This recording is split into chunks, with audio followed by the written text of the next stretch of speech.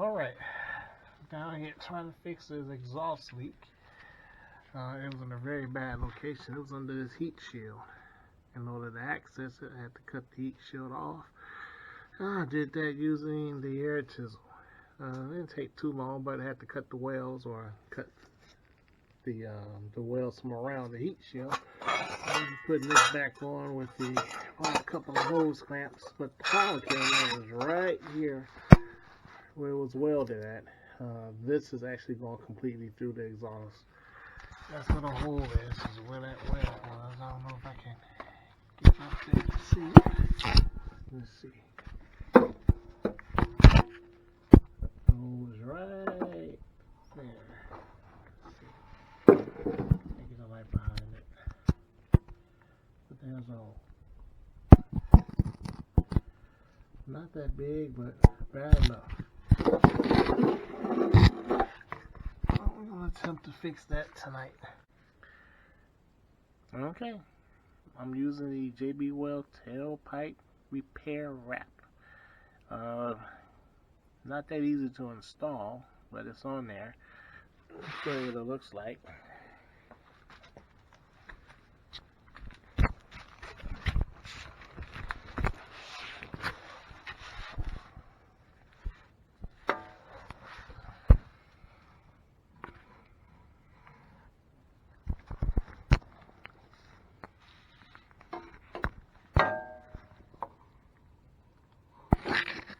The hole is pretty much right here under the heat shield.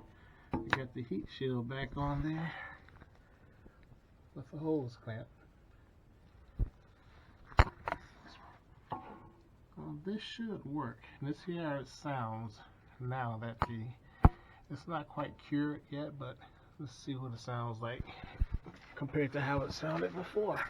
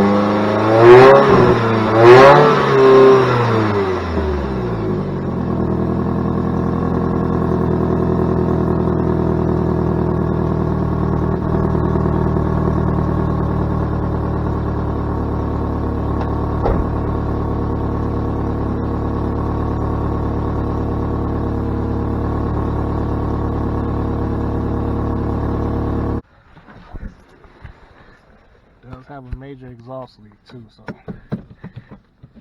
you may not hear me once this gets going.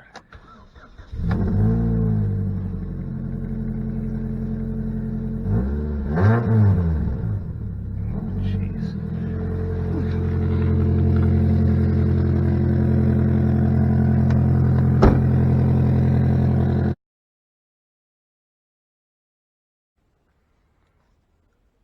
Okay. This is the problem that the radio was not making early, but it's making now. I'm going to try to rectify it. We've done this before with other cars on the lot. Hopefully it'll work out with this one. It's usually a connection issue dealing with the face plate of the radio. It's usually a bad connection, or someone yanks on it or beats it or does something they're not supposed to, throws it off a little bit. I don't know, but I know what fixes it. So usually pushing this button,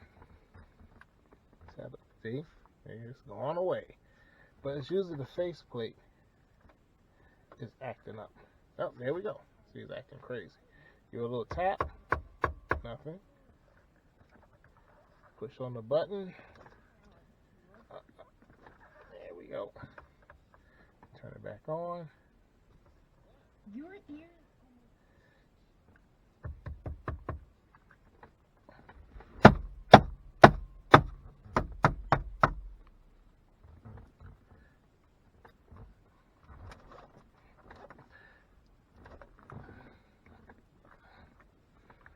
Okay, let's see.